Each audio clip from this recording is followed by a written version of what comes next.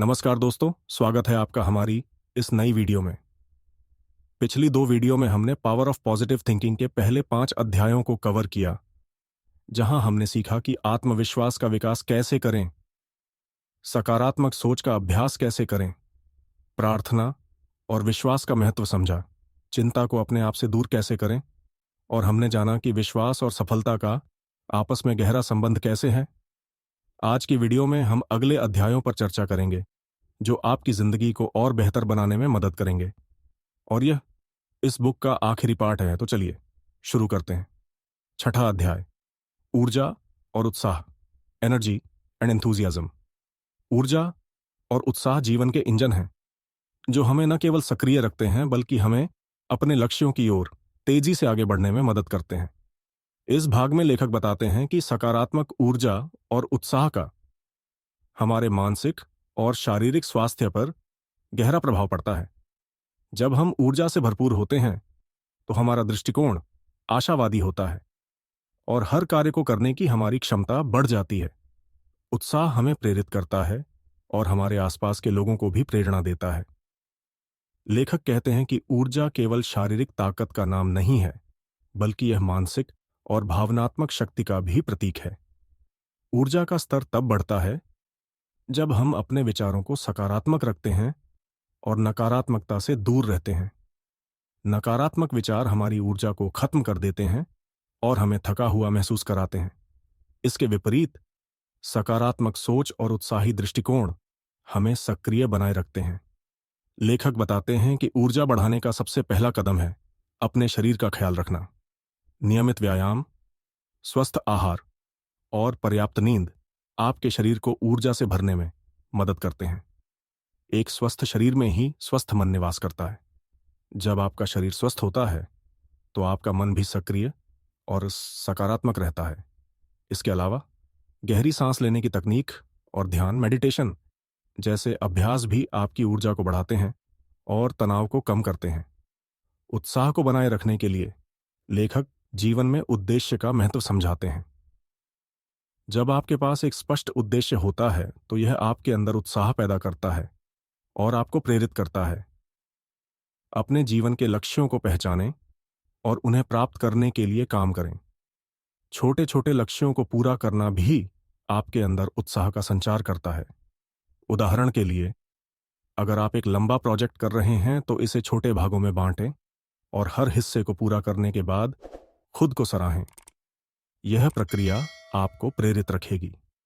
लेखक इस अध्याय में उत्साह को बनाए रखने के लिए कुछ सरल उपाय भी बताते हैं।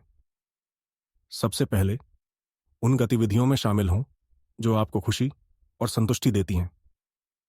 जब आप उन चीज़ों को करते हैं जिनसे आपको आनंद मिलता है तो आपका मन और शरीर ऊर्जा से भर जाता है। दूसरा उपाय है सकारात्मक और प्रेरणादायक लोगों के साथ समय बिताना। ऐसे लोग आपके उत्साह को बढ़ाते हैं और आपको नई ऊर्जा प्रदान करते हैं। नकारात्मक लोगों से दूरी बनाए रखें, क्योंकि वे आपकी ऊर्जा को खत्म कर सकते हैं। इस अध्याय में लेखक यह भी बताते हैं कि आपके विचारों का सीधा असर आपके ऊर्जा स्तर पर पड़ता है। जब आप सोचते हैं कि आप थके हुए हैं या कोई काम करने में सक्षम नहीं हैं, तो आपका शरीर उसी के अनुसार प्रतिक्रिया करता है। इसके विपरीत, अगर आप सोचते हैं कि आप मजबूत हैं और किसी भी चुनौती का सामना कर सकते हैं, तो यह विचार आपके शरीर और मन में नई ऊर्जा भर देता है। लेखक सुझाव देते हैं कि दिन की शुरुआत सकारात्मक एफर्मेशंस के साथ करें, जैसे मैं ऊर्जावान हूं, मैं हर काम को पूरे जोश और उत्साह से करूंगा। लेखक इस अध्याय में ऊर्जा और उत्साह को बनाए रखने के लिए सेवा और सहयोग का महत्व भी बताते हैं। जब आप दूसरों की मदद करते हैं और उनके जीवन में सकारात्मक बदलाव लाते हैं, तो यह आपके अंदर एक अनोखी खुशी और संतोष का भाव पैदा करता है। यह भावना आपकी ऊर्जा को बढ़ाती है और आपको उत्साही बनाए रखती है।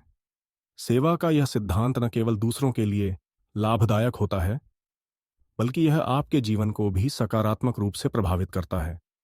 अध्याय के अंत में लेखक यह समझाते हैं कि ऊर्जा और उत्साह बनाए रखना कोई एक बार की प्रक्रिया नहीं है। यह एक सतत अभ्यास है, जिसे आपको अपने जीवन का हिस्सा बनाना होगा। अपने विचारों, कार्यों और आदतों को इस तरह से ढालें कि वे आपकी ऊर्जा को बढ़ाएं और आपके उत्साह को बनाए रखें। जब आप ऊर्जा और उत्साह से भरे रहते हैं तो आप न केवल अपने लक्ष्यों को हासिल करते हैं बल्कि जीवन का हर पल आनंद के साथ जीते हैं। इस भाग का मुख्य संदेश है कि ऊर्जा और उत्साह आपकी सोच, आदतों और जीवन शैली का परिणाम है।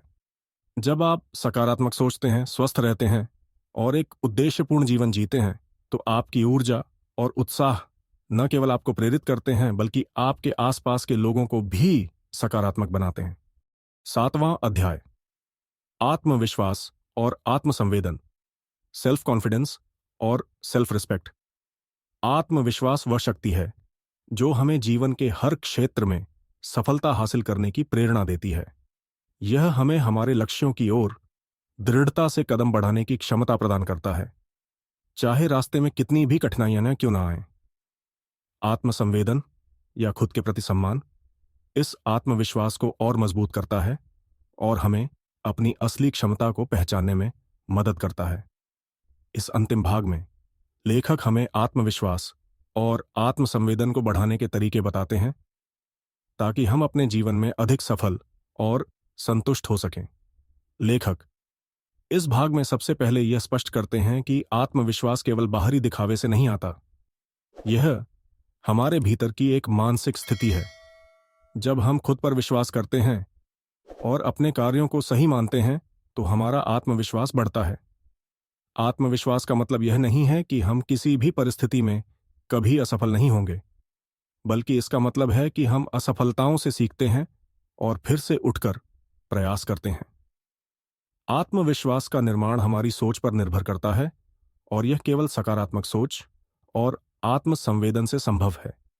लेखक बताते हैं कि आत्मविश्वास को बढ़ाने का सबसे पहला कदम है अपने विचारों को नियंत्रित करना।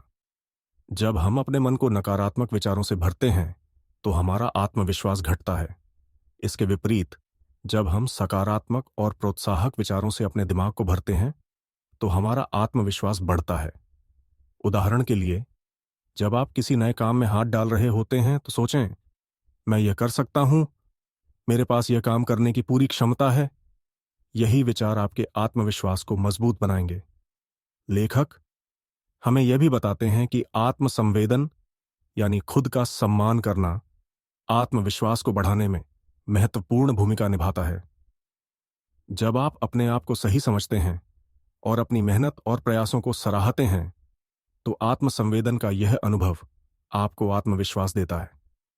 आत्मसंवेदन का मतलब यह नहीं है कि आप घमंडी बन जाएं, बल्कि इसका मतलब है कि आप अपनी क्षमताओं और कड़ी मेहनत को मान्यता देते हैं।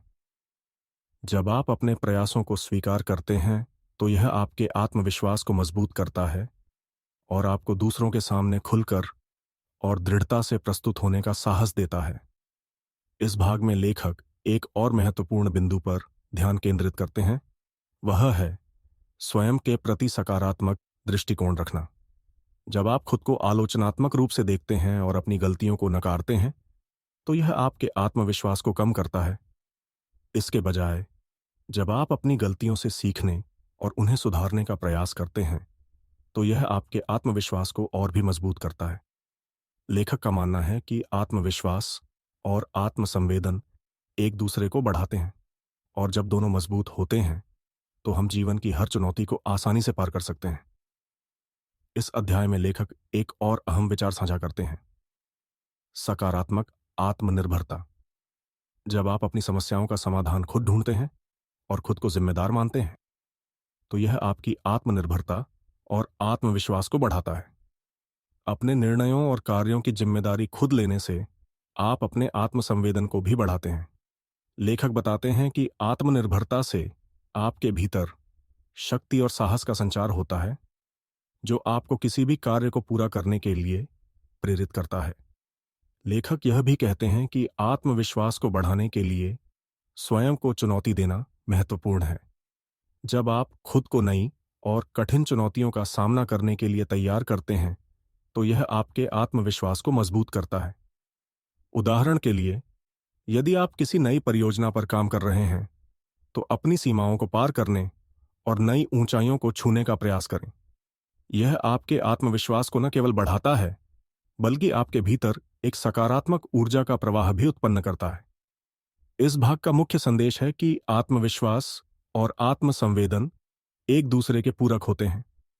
जब हम खुद पर विश्वास करते हैं और अपने प्रयासों को महत्व देते हैं, तो हम न केवल अपनी सफलता को सुनिश्चित करते हैं, बल्कि अपने जीवन को सकारात्मक और उद्देश्यपूर्ण भी बनाते हैं। लेखक हमें यह याद दिलाते हैं कि आत्मविश्वास केवल बाहरी सफलता से नहीं आता, बल्कि यह अंदर से उत्पन्न होता है। इसे केवल सही मानसिकता, आत्मसंवेदन और सकारात्मक सोच से ही बढ़ाया जा सकता है। तो दोस्तों, इस बुक में इतना ही। उम्मीद है कि आपको the power of positive thinking का एक्सप्लेनेशन पसंद आया होगा। इस बुक में आपने सकारात्मक सोच से जुड़ी कई महत्वपूर्ण बातें सीखीं, और अगर आप ऐसे और भी प्रेरणादायक कंटेंट के लिए तैयार हैं, तो हमारे चैनल को सब्सक्राइब करना न भूलें। धन्यवाद, और मिलते हैं किसी और दिलचस्प वीडियो में।